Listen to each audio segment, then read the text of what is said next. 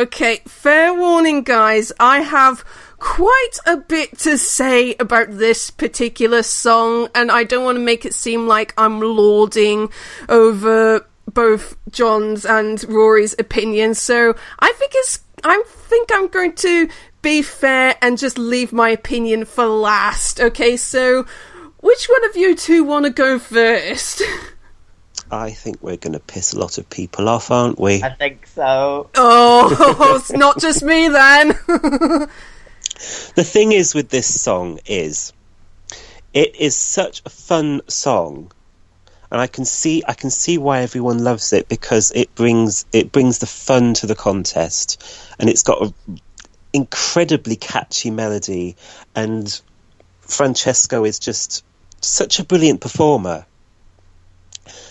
The problem I have is that people are behaving like Italy have already won. Yeah. Which has pretty much removed all the excitement from the 2 weeks remaining until the contest. So I'm kind of hoping that Italy will have some tough competition.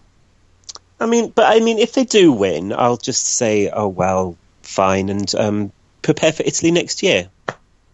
That's all I can say, really. Yeah, I'd have to agree with you. Like, not with the amount of fan hype that this song has got. It feels like it's made me not like the song because so many other people have gotten on the bandwagon saying, you know, oh, Rome 2018, Milan 2018, Sicily 2018. You know, the song, coming from Sanremo, like Sanremo is very much a black tie affair. You know, it's kind of formal. You know, like, so having something like Occidentali's Karma on there was bound to get first place. You know, because it was such a departure from what would be normal in Sanremo. But now that it's going to Eurovision, I feel like so many fans are just like disappointed, in all the other countries, because like they all like jumped on the ballad bandwagon and now they have no other choice but then to like support Italy because it's the only upbeat one that can actually stand a chance, which I think is like utter bullshit. But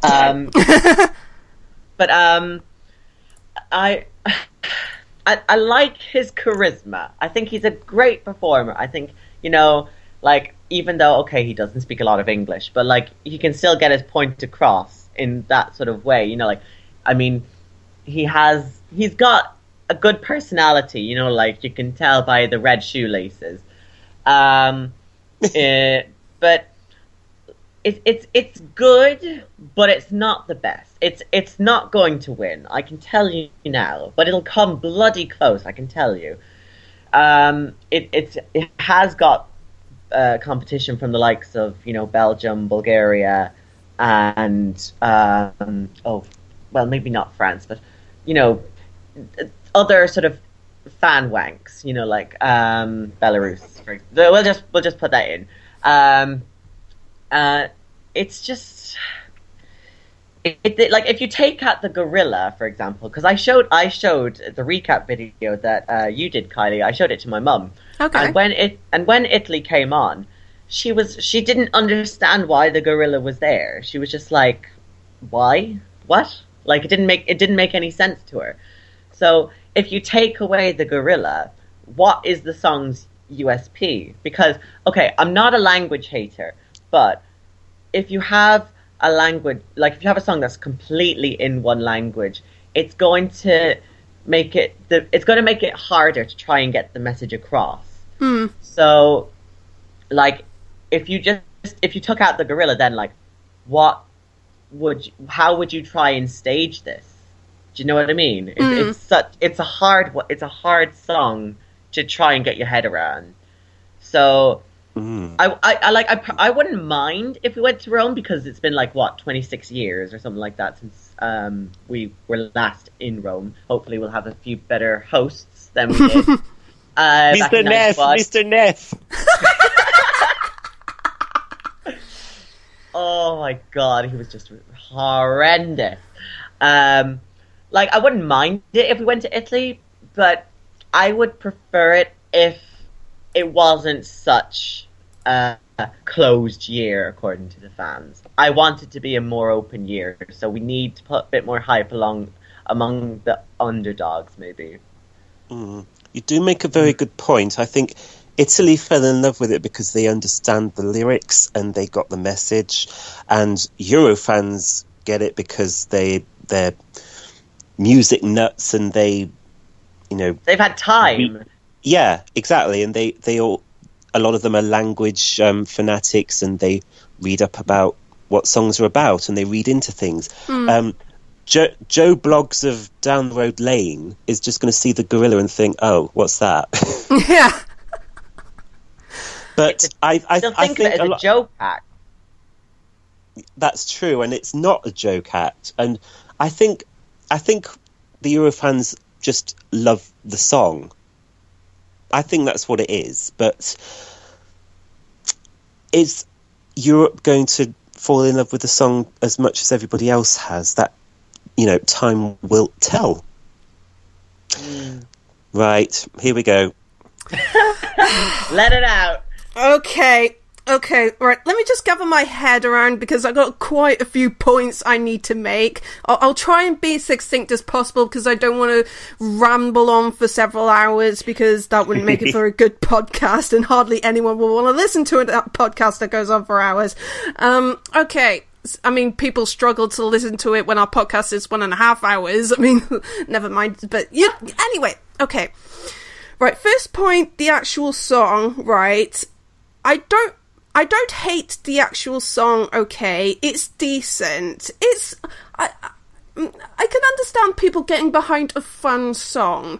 The only thing I don't like about it is that I don't like how it's produced. Like, I feel like a lot of the instrumentation is just kind of like compressed into this one solid sound, and whereas, like, I kind of feel like I want to hear every individual element in a song, but that's just my personal preference, don't get me wrong.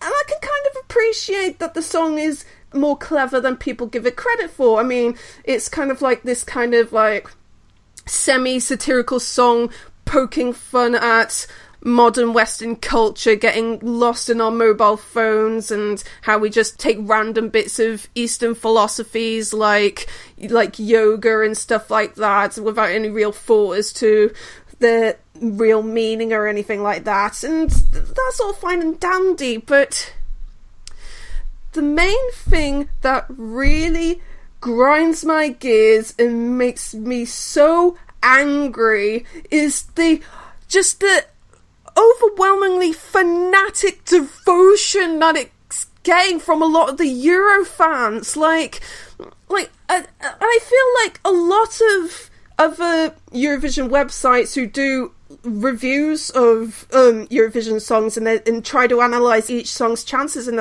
everything, I feel like people are giving this song far too much of a pass.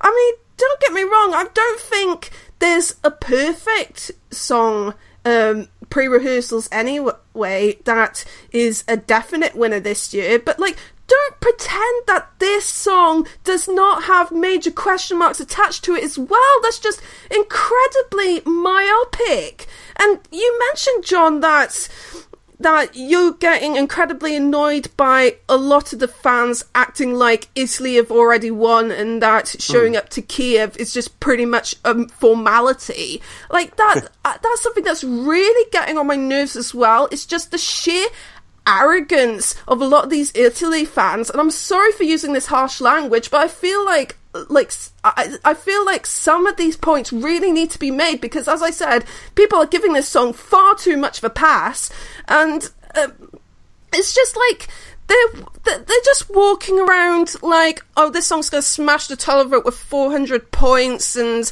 like no other possibility in the results is possible. Like, Italy is this only possible winner this year, and that's just incredibly arrogant and myopic. Like, they just can't accept that there might just be a bit of a surprise. I mean, this national final season, we've had a lot of surprises, a lot of songs that we didn't expect to win the national finals. And, it is no reason to expect that we're not going to get one final surprise on May 13th. I mean, okay, let me just gather my thoughts, because I've got a few more points I want to make. Okay. But tell us how you really feel. Yes. Yes. Oh, I've been holding this ranting for weeks, let me tell you. Oh my God. I feel so, this is so cathartic right now. Okay, right. How on earth can you know that this is going to smash the televote? I mean, one point that I really want to make that a lot of people are conveniently overlooking is that the only time that this song won a round in San Remo was the super final. Like, all the other rounds in the other nights, it was either second or third in the televote. And, like, if even the Italians couldn't get it on first viewing, how do you expect the rest of Europe to, like, race to their phones to vote for it en masse? I mean, like, what I'm trying to say, it's not even a certainty it's even going to win the televote. Like, you can't just make sweeping assumptions like that. It's just myopic, as I said. And also, right, I always have this in my mind that you need to be top 5 in both televote and jury to have a serious chance of winning. And there's a possibility that this might not even be top 5 in a jury vote come the final. I mean, I can think of at least 5 songs at the top of my head where, given that they give their A game, might score much higher than Italy in the final, like Portugal, Sweden, Belgium, Bulgaria, Australia, or maybe even Finland, or maybe even something completely left field, like they might really take to Austria. Who knows? I mean, it did surprisingly well in the Euro jury that Eurovoix did, so who knows? And it's just like it. I mean, if you look at Il Volo's jury score 2 years ago, they got about 171 points. I honestly can't see Francesco's song getting much more jury points than that. And it needs to be no more than 150 points behind the jury winner if it wants to overturn the jury score and still win. I mean, it's just... Right, what I'm trying to get at the end of the day is, like, right, I'm definitely not saying that Italy are definitely not going to win. I'm not saying that at all. What I'm trying to say is that do not act like it's a certainty. Do not just rest your laurels and think, oh, it's going to win. Don't worry. No other result is going to happen. Just, just don't think like that. I mean, 5 years ago, I was fully on the Euphoria bandwagon, but even then, I was only 80% sure that it was going to win. I at least had that small spot in my head where I was thinking, do you know what, something might go wrong, or something might surprise, and it might not win after all, but...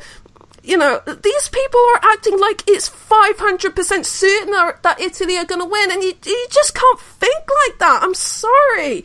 I'm now starting to go hoarse, and I think I've exhausted all my points, so I'm done ranting now.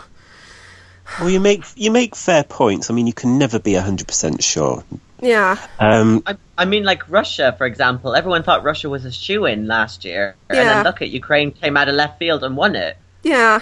And it's interesting to draw a comparison with Il Volo 2 years ago. They got a similar amount of love from the fans. Yeah. Overwhelming televote winner, didn't come close with the juries, and also Il Volo didn't win the jury vote in Sanremo either, and neither did Francesco. Just saying. Yeah, exactly. That's the point I'm trying to make. Don't act like it's a certainty, because nothing's a certainty in Eurovision. Okay. Does anyone have any more points on Italy's song before we get into the scores? I know I certainly have. I've run myself hoarse with this. I think you've sort of drawn out any possible conclusion anyway. I think we're all good here. Yeah. Okay. Alright, let's give Italy a score. I'm going to give this a 3. I'll give it 4 formaggi. It's 4 points. Yes. And I'll give it a do. I don't really know what 2 is, but we'll just give it a 2. Okay. 2. Ooh. Oh, controversial. Even more controversial when you consider the fact that the public gave it a full 5 out of 5 points. I am very surprised. Yeah, I saw that coming a mile away. You've seen that coming. Yeah.